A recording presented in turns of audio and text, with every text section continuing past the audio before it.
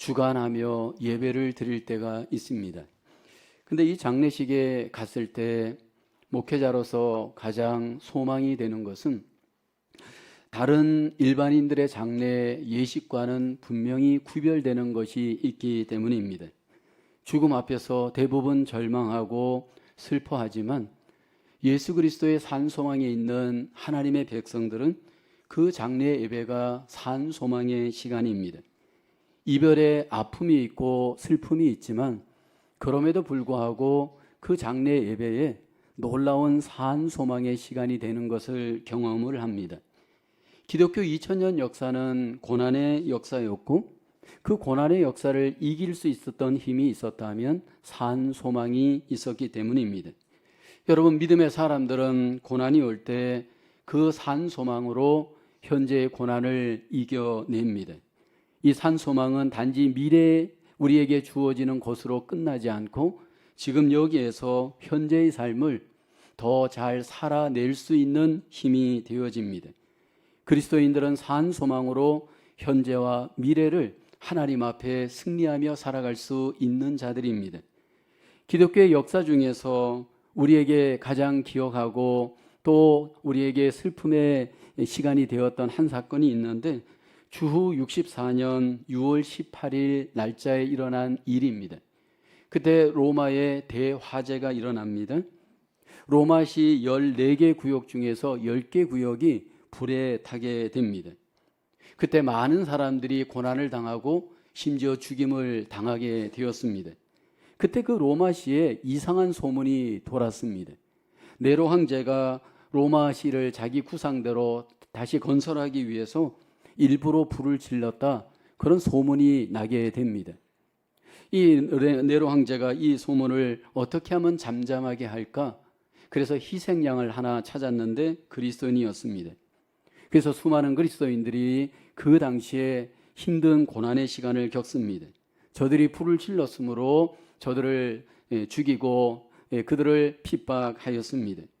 그래서 많은 남아있는 그리스도인들이 이제 카타콤으로 피하거나 소아시아에 흩어져서 그 고난을 피하게 됩니다.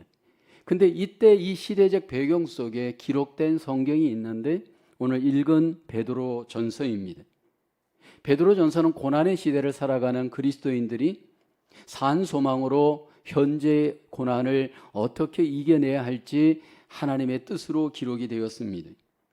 주후 63년에서 68년 사이에 이 성경 베드로전서가 기록이 되었는데 특별히 베드로전서 1장 1절을 보면 사도 베드로는 이렇게 얘기하죠.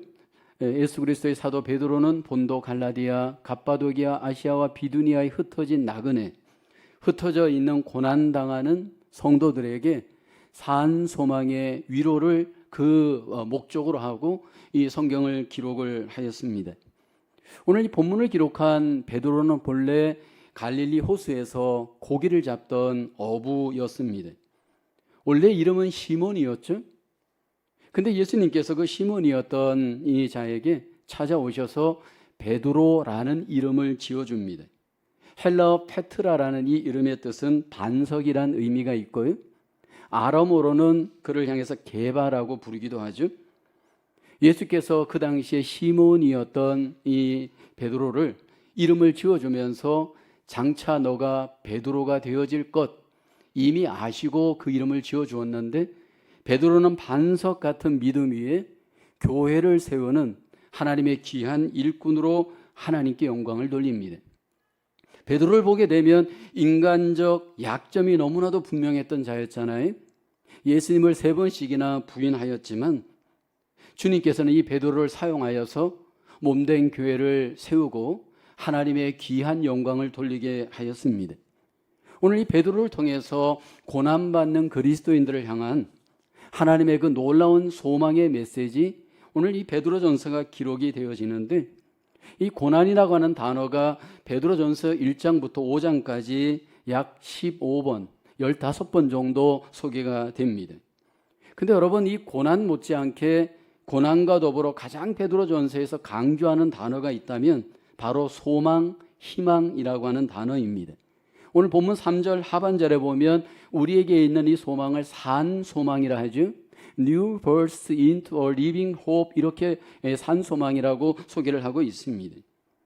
생명의 예수 그리스도로 말미암아 하나님의 백성들에게는 산 소망이 있음을 말씀을 합니다. 이 산 소망이 어디 있느냐 하면 하늘에 간직된 산 소망임을 오늘 성경은 말씀을 하죠. 고난의 시대를 살아가는 하나님의 백성들에게 하늘에 간직한 산 소망이 우리에게 있음을 바라볼 것을 말씀을 합니다. 하늘에 있는 이 산 소망을 우리가 믿는다면 믿음의 현재의 삶, 우리는 과연 어떤 삶을 살아야 할지 산 소망의 그리스도인들의 삶을 오늘 본문에서는 우리에게 소개합니다. 먼저 묵상할 것은 산 소망, 하나님의 택하심을 입은 자들에게만 주신 은혜입니다.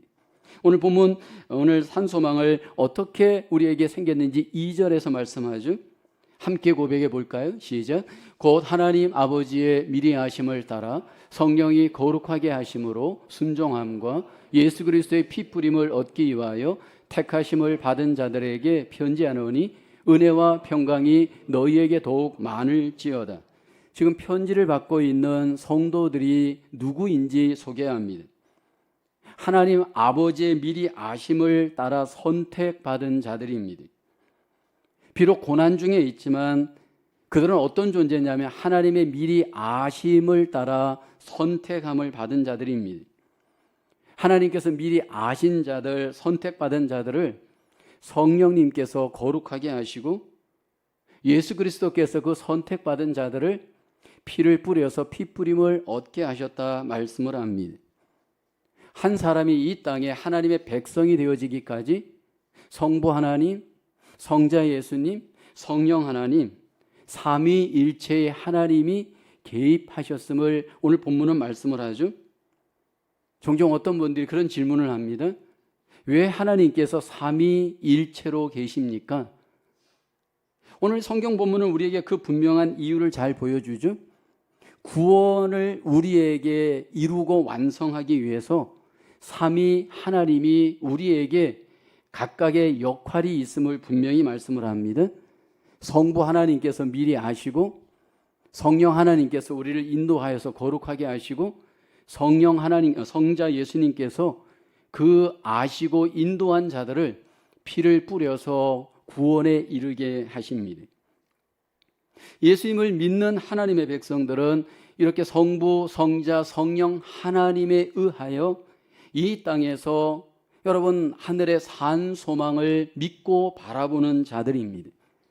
근데 여기서 우리가 한 가지 주목해서 볼 것은 피뿌림이라고 하는 이 단어에 대한 이해입니다. 예수님께서 우리 죄를 위해서 성경은 피 흘리심을 강조합니다. 근데 오늘 이 본문에 보면 피 흘리신 예수 그리스도를 우리에게 소개할 때 우리에게 피가 뿌려진 피뿌림을 오늘 본문에서는 이야기하죠. 여러분 우리가 먼저 정결하기 위해서는 예수님의 피뿌림이 필요한, 피 흘리심이 필요합니다. 히브리서 9장 22절을 보면 율법을 따라 거의 모든 물건이 피로써 정결하게 되나니 피 흘림이 없은즉 사함이 없느니라. 예수님께서 피를 흘리심으로 우리의 죄를 깨끗하게 용서해 주시는 하나님의 놀라운 피의 능력이 있습니다. 근데 여러분 여기 피 흘림이 피 뿌림과 어떻게 차별이 되어질까요? 피 흘리심은 예수님이 우리의 죄를 구원하기 위한 근거입니다. 십자가에서 예수님이 피를 흘리셨어요. 근데 여러분 그 피 흘림이 무조건 우리에게 피 뿌림이 되어지지는 않습니다. 그 피 흘리신 예수님의 그 피 흘리신 사건이 우리 각자에게 피 뿌림의 경험이 되어져 구원에 이르는 것을 성경은 말씀을 합니다.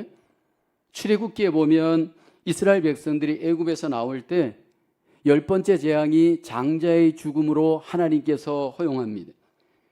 그리고 그 장자의 죽음에서 이스라엘 백성들을 구원하기 위한 하나님의 뜻이 하나 있었습니다.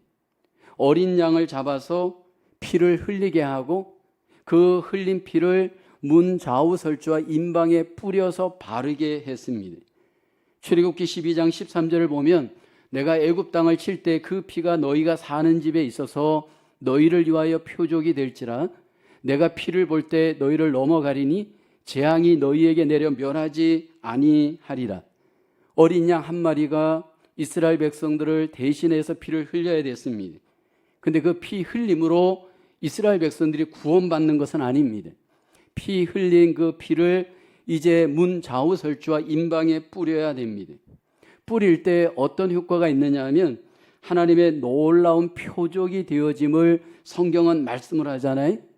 그 표적을 보고, 피 뿌린 그 표적을 보고 죽음의 사자가 왔다가 그 집을 패스오버합니다. 그래서 이스라엘 백성들이 구원받게 하십니다. 이것은 예수 그리스도에게 그대로 적용이 되어집니다. 어린 양의 피가 우리에게 뿌려져야 됩니다. 예수님은 이미 십자가에서 피 흘리셨고, 저와 여러분들이 그 피 흘리신 예수님이 우리 안에 그 피가 뿌려지기를 원하십니다. 죽음의 천사가 왔다가도 결국 여러분 그 피가 있을 때 그냥 패스오버한 것처럼 우리 가운데 하나님의 놀라운 구원의 근거, 구원의 표적이 되게 하십니다. 예수 그리스도의 십자가의 피, 여러분 그 피가 어떻게 우리 속에 뿌림으로 적용이 될 수 있나요? 예수 그리스도의 십자가의 그 피를 저와 여러분들이 이제 구체적으로 뿌림을 통한 우리 안에 여러분 은혜를 적용하기 위해서 성경은 우리에게 믿음을 강조합니다. 예수 그리스도의 그 흘리신 피가 우리에게 믿음으로 믿을 때 그 마음속에 하나님은 피 뿌림의 구원의 근거가 됨을 약속하죠. 로마서 10장 9절 말씀 우리 함께 고백해 볼까요? 시작. 내가 만일 내 입으로 예수를 주로 시인하며 또 하나님께서 그를 죽은 자 가운데에서 살리신 것을 내 마음에 믿으면 구원을 받으리라. 여러분 마음에 믿을 때, 예수 그리스도를 내 마음에 믿을 때 구원을 받습니다. 행위로 받는 것이 아닙니다. 내가 봉사 많이 했다고, 11조 했다고, 여러분 교회 오래 다녔다고 우리 속에 구원을 받는다 말씀하지 않습니다. 피 흘리신 예수님을 내 마음에 믿을 때 이스라엘 백성들이 여러분 어린 양의 피를 믿고 문설주에 바를 때 그 믿음으로 구원을 받은 것처럼 하나님께서 우리에게 십자가의 피를 믿는 자마다 우리에게 구원의 은혜, 하나님의 자녀의 은혜를 우리에게 베풀어 주시는 줄로 믿습니다. 중요한 것은 여러분 하나님께서 이렇게 믿을 수 있도록 이미 예비해 두시고 선택하였다라는 겁니다. 선택의 문제가 있을 때 많은 분들이 이렇게 질문합니다. 목사님, 내가 선택받은 여부를 어떻게 알 수 있나요? 질문합니다. 여러분, 내가 정말 선택을 받았다면 선택받은 자에게 필연적으로 나타나는 뜻 하나가 있는데 믿음입니다. 내가 믿는 것이 내 의지로 믿는 것이 아니고 하나님의 전적인 선택, 하나님의 전적인 은혜, 하나님의 뜻 안에서 우리가 믿고 하나님의 자녀가 되어집니다. 하나님께서 우리에게 선택했다면 예수 그리스도의 피 흘림을 내 마음에 믿도록 우리 가운데 성령님으로 역사하여 주십니다. 왜 하나님께서 우리에게 선택하고 이렇게 믿도록 일하시는 걸까요? 하나님은 그 이유를 3절에 이렇게 소개합니다. 하나님을 찬송하리로다. 그의 많으신 긍휼대로 예수 그리스도를 죽은 자 가운데서 부활하게 하심으로 말미암아 우리를 거듭나게 하사하라고 하죠. 그래서 산소망이 있게 하셨습니다. 하나님의 긍휼 때문입니다. 여러분, 하나님의 긍휼이란 우리가 마땅히 죄로 말미암아 저주받아야 될 자인데 하나님이 우리를 긍휼히 여기셔서 선택하시고 예수 그리스도의 십자가의 피를 믿을 수 있도록 우리 가운데 하나님의 긍휼로 믿는 은혜를 베풀어 주시는 줄로 믿습니다. 많고 많은 사람들 중에서 왜 하필이면 나인가? 왜 나를 믿게 하셨는가? 여러분, 그것은 하나님의 전적인 은혜입니다. 우리의 어떤 공로 때문도 아니고 우리의 선행 때문도 아니고 우리가 남들보다 뭔가 더 나은 조건이 있어서 하나님이 우리를 구원하신 것이 아닙니다. 하나님의 긍휼은 전적인 하나님의 은혜로 말미암아 우리를 선택하시고 믿게 하셨습니다. 고난의 시대를 살아가는 저와 여러분들에게 하나님은 먼저 하늘의 산 소망을 우리가 마음에 품고 긍휼에 풍성하신 그 하나님의 사랑을 느끼며 경험하며 살기를 원합니다. 이 시간도 우리 속에 긍휼에 풍성하신 하나님으로 말미암아 하나님의 산 소망으로 이 고난의 시대를 이겨나갈 수 있기를 주의 이름으로 축복합니다. 두 번째로 산소망 미래를 향하여 능력 있는 삶을 살게 합니다. 오늘 본문 4절을 보면 썩지 않고 더럽지 않고 쇠하지 아니하는 유업을 있게 하시나니 곧 너희를 위하여 하늘에 간직하신 것이라. 하나님이 우리에게 산소망을 주었는데 이 세상의 산소망이 아니고 하늘에 간직한 산소망을 우리에게 주셨습니다. 그리고 그 산소망은 세 가지의 중요한 특징이 있습니다. 첫째는 썩지 않고, 두 번째는 더럽지 않고, 세 번째는 쇠하지 않는 기업이다. 그렇게 하나님께서 우리에게 말씀을 합니다.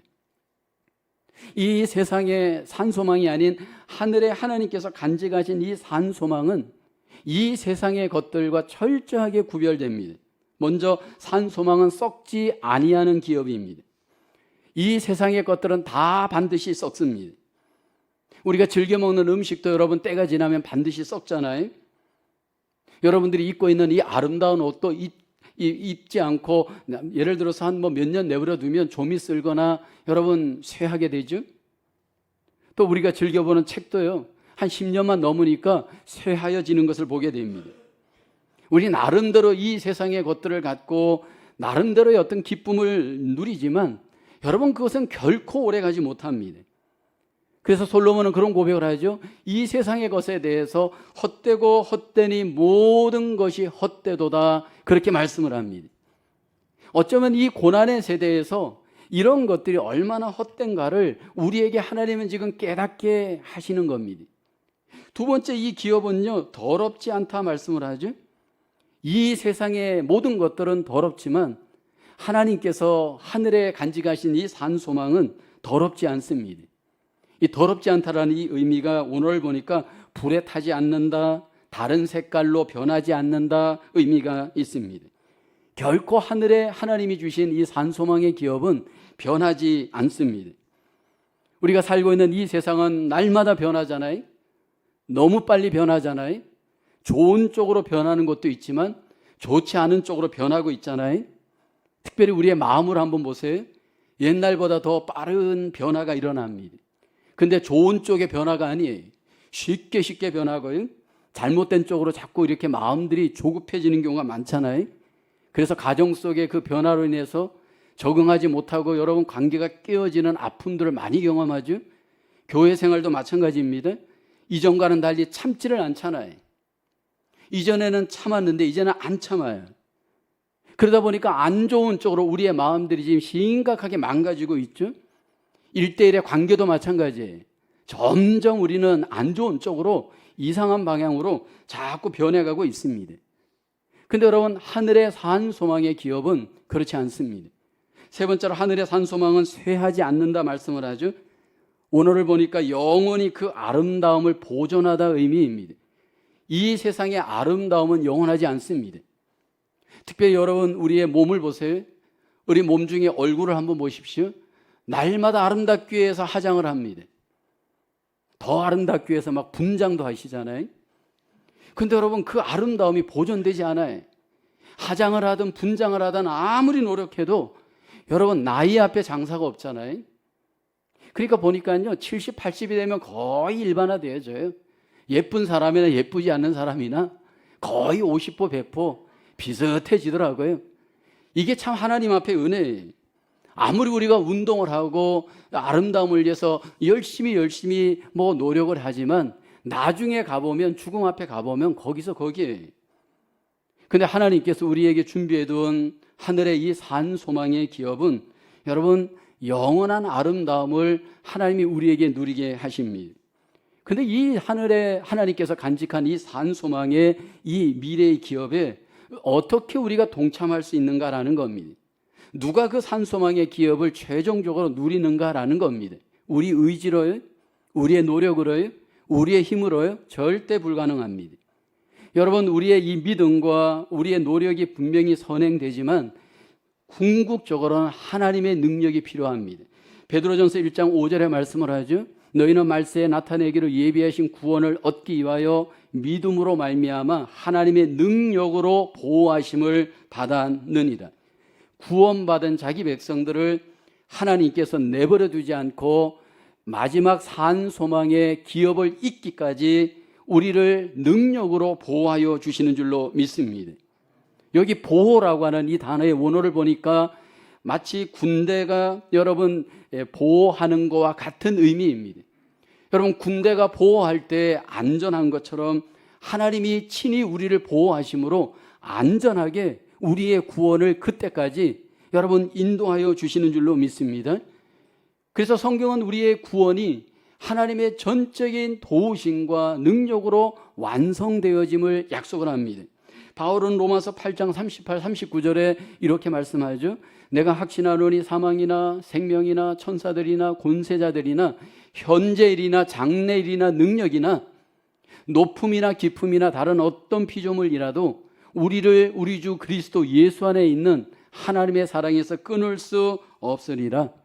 최종적인 우리의 구원의 완성이 우리 의지와 노력이 아닌 하나님의 사랑과 은혜와 도우심으로 완성되어짐을 약속을 하고 있습니다. 근데 여러분, 언제 이 구원이 완성되느냐 하면 바로 그 죽음의 때, 그 시간이 바로 영화의 시간이 되고 우리 주님을 만나는 그때가 우리의 구원이 완성되는 시간이 됩니다. 베드로전서 1장 9절에 말씀을 하잖아요. 믿음의 결국, 여기 보면 영혼의 구원을 받음이라 그렇게 약속을 합니다. 최종적으로 예수 그리스도 앞에 갔을 때 우리의 이 구원이 완성됩니다. 이미 구원을 받았습니다. 그러나 완성되지 않은 이 구원이 우리 주님 앞에 갔을 때 최종적으로 완성이 되어지고 산 소망의 기업에 우리 모두가 동참하게 되어지는 줄로 믿습니다. 그래서 여러분, 이 산 소망의 믿음이 있는 사람은 이 땅에서 죽음 앞에 두려움의 삶을 살지 않습니다. 반드시 한번 우리에게 죽음이 옵니다. 그런데 여러분, 그 죽음 앞에서 믿는 자와 믿지 않는 자, 산 소망이 있는 자와 없는 자 분명히 구별되어집니다. 그 죽음 앞에 갔을 때 이것은 여러분 분명한 확실한 증거가 되어집니다. 구원이 완성되어지고 소망이, 산 소망이 있고 그러한 어떤 놀라운 은혜가 우리 안에 있는 자들은 여러분 그 죽음 앞에 가서도 두려워하지 않고 죽음을 평안 가운데서 맞이합니다. 여러분들이 보았던 영화 중에 타이타닉이라고 하는 영화가 있습니다. 감동의 영화잖아요. 그 영화 중에 가장 감동스러웠던 장면은 마지막 죽음 앞에 가 있는 모습의 장면입니다. 배가 기울어지고 그 배에 있던 모든 사람들이 이제 죽어갈 때 다양한 죽음을 맞이하는 사람들의 이야기가 소개됩니다. 근데 여러분, 그 죽음을 맞이하는 사람 중에 두려움 없이 죽음을 맞이하는 사람들이 있었습니다. 악기를 갖고 연주하는 악사들이었습니다. 근데 그 악기 악사들을 그 리드하는 팀 단장의 이름이 웰레스 하틀리라는 영국인이었습니다. 그는 그리스도인이었습니다. 그는 실제 인물이었고 그 당시 나이가 34살이었다라고 합니다. 그는 그 배에서 오고 가는 그 배에 항상 이렇게 악기를 연주하면서 팀을 이끄는 사람이었습니다. 근데 여러분, 모든 사람들이 이제 배와 함께 침몰되어져 죽어갈 때 그는 그 죽음의 자리에서 끝까지 산 소망을 바라보도록 그는 악기를 연주하잖아요. 거기에 보면 어떤 찬양이 연주되냐면 내 주를 가까이 하게 함은 이라는 찬양이 연주됩니다. 그리고 결국 그들은 어떻게 되나요? 다 죽어요. 죽고 난 뒤에 그 시체가 이제 인양되어져서 영국의 마을 묘지에 이제 장사지게 됩니다. 그때 그 웰레스 하틀리의 그 묘비에는 이렇게 기록이 되었다라고 합니다. 웰레스 하틀리 타이타닉의 악단 단장이었던 그는 1912년 4월 15일 타이타닉과 함께 잠들다. 그의 영웅적이었던 행동을 우리 후세에게 전하고자 이 기념비를 세운다. 죽음 앞에서도 두려워하지 않고 내 주를 가까이 하게 함은 찬양을 연주하며 함께 하늘의 산 소망을 바라보게 하였던 그의 모습은 오늘 우리 그리스도인들의 모습이기도 합니다. 하나님께서 우리에게 산 소망을 주었다면 지금 고난의 시대 죽음 앞에서 저와 여러분들이 두려워하지 않고 소망을 갖고 하나님의 그 산 소망을 바라볼 수 있기를 주의 이름으로 축원합니다. 하나님께서 우리를 궁극적으로 안보하시고 함께 하심으로 우리를 그곳까지 인도하여 주실 줄로 믿습니다. 최후까지 우리 모두가 승리하는 삶으로 하나님이 주시는 그 산 소망에 우리 모두가 동참할 수 있기를 주의 이름으로 축원합니다. 세 번째로 산 소망, 현재의 시련들을 잘 이기게 합니다. 오늘 베드로전서 1장 6절 7절 말씀입니다. 그러므로 너희가 이제 여러 가지 시험으로 말미암아 잠깐 근심하게 되지 않을 수 없으나 오히려 크게 기뻐하는도다. 너희 믿음의 확실함은 불로 연단하여도 없어질 금보다 더 귀하여 예수 그리스도께서 나타나실 때 칭찬과 영광과 존귀를 얻게 할 것이니라. 왜 하나님께서 자기 백성들에게 이러한 시련을 주시는가 우리는 질문합니다. 오늘 본문의 베드로 사도는 그렇게 얘기하죠. 우리에게 분명히 시련의 시험이 있지만, 그래서 그로 인해서 근심하지만 그로 인해서 더 기뻐하는 기회가 됨을 말씀을 합니다. 여기 이 시련의 시험 어느 정도였을까? 환난과 핍박과 죽음의 시험이었습니다. 여러분, 이런 시련을 당할 때 하늘에 산 소망이 있는 자들과 없는 자들은 분명하게 달라집니다. 여기 보면 크게 기뻐하면서 이 시련의 시험을 이겨냅니다. 그 당시에 네로 황제가 그리스도인들을 여러 가지 방법으로 핍박을 하였습니다. 살아있는 사람들에게 털옷을 입히고 난 뒤에 아주 사나운 개를 풀어놓아서 물어 죽이게 했습니다. 또 십자가에 못 박아 죽게도 하였고요. 때로는 불로 화형을 시키기도 하였습니다. 그뿐만이 아닙니다. 산 사람들을 그냥 헬로 그 원형 경기장에 풀어놓고 사자를 풀어서 물어 죽이기도 하였습니다. 그때 당시에 박해를 받았던 초대교부 이그나티우스라고 하는 사람이 있는데 그의 글에는 이런 내용이 있습니다. 불과 십자가 앞에서도, 맹수 앞에서도, 뼈가 으스러지고 사지가 절단되는 고통 앞에서도, 온 몸이 산산조각 나는 아픔 앞에서도, 마귀가 가하는 모든 사악한 고뇌 앞에서도 나는 예수 그리스도로 즐거워하리라. 여러분, 어떤 고난이 있어도 주님을 믿고 산 소망이 있는 자들은 그 마음에 기쁨이 있었습니다.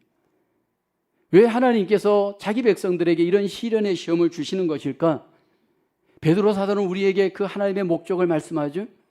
본문 7절을 보면 너희 믿음의 확실함은 불로 연단하여도 라고 말씀을 합니다. 시련의 시험을 통해서 우리를 연단하십니다. 이 시련의 시험을 통해 우리를 연단하십니다. 근데 여기 사용되었던 이 시련이라고 하는 단어, 영어 성경은 트라이얼로 되어 있는데 이 단어가 먼저 사용되었던 그 백그라운드를 보면 두 가지 정도의 의미가 있습니다. 하나는 이 시련이라는 단어는 순금과 가짜금을 구별하는데 사용되어지는 단어였습니다. 여러분, 진짜 금인가 가짜 금인가 불에 데워보면 압니다. 이와 같이 시련이 와보면 진짜 성도인지 가짜 성도인지 어느 정도 압니다. 여러분, 진짜 성도들은 시련이 따가보면 어떻게 합니까? 하늘에 산소망이 있고 주님을 더 사랑하기 때문에 도망가거나 흩어지지 않아요. 근데 가짜 성도들은 흩어집니다. 도망갑니다. 자기의 욕심대로 세상을 향해 갑니다.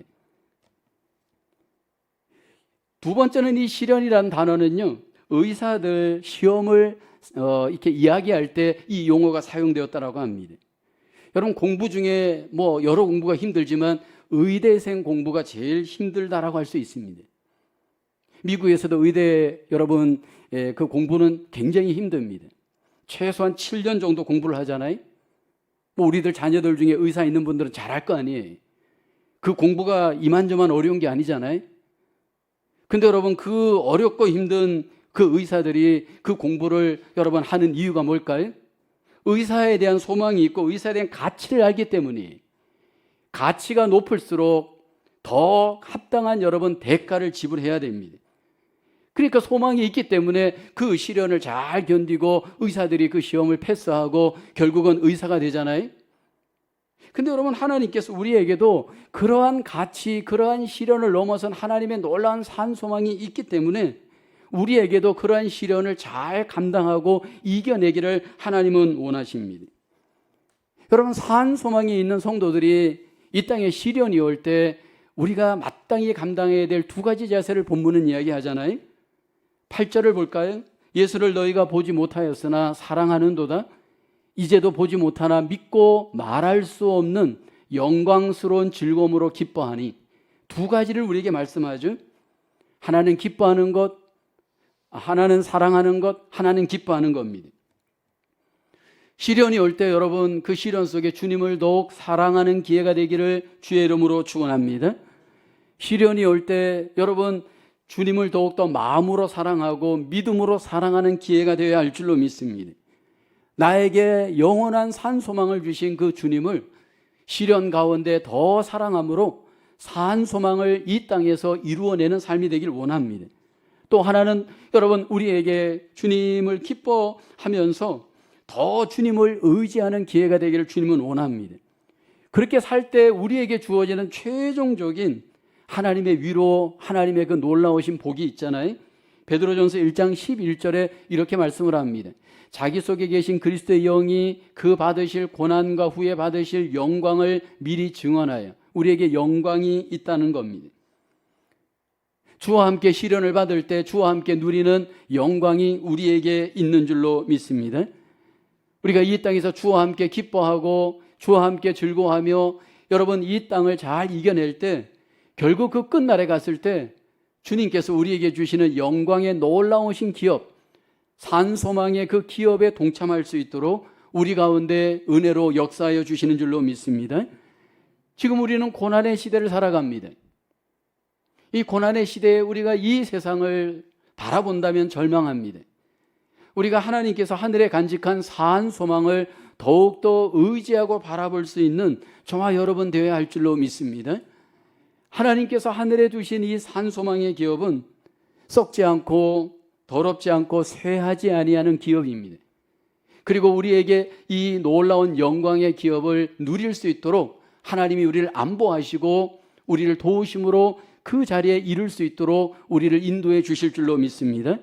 주님을 사랑함으로 기뻐함으로 이 영광스러운 기업에 우리 모두가 함께 동참하고 그 기쁨을 누리시는 우리의 마지막 삶이 되어질 수 있는 저와 여러분 되어지기를 주님의 이름으로 축원합니다. 기도하겠습니다. 소망의 하나님 아버지, 우리에게 하늘에 속한 산소망을 선물로 주시고 그 산소망의 영광에 동참할 수 있도록 우리를 보호하시고 인도하심을 감사합니다. 어떤 고난이 우리에게 있을지라도 주님을 더욱 사랑하게 하시고 주님을 더욱 기뻐할 수 있도록 우리를 붙잡아 주시옵소서. 하나님이 위로부터 예비해 두신 이 산소망의 영광의 기업에 우리 모두가 함께 그 기쁨과 영광과 소망을 누리며 하나님 앞에 영광 돌리는 우리의 마지막이 될 수 있도록 하나님 우리를 인도하여 주시옵소서.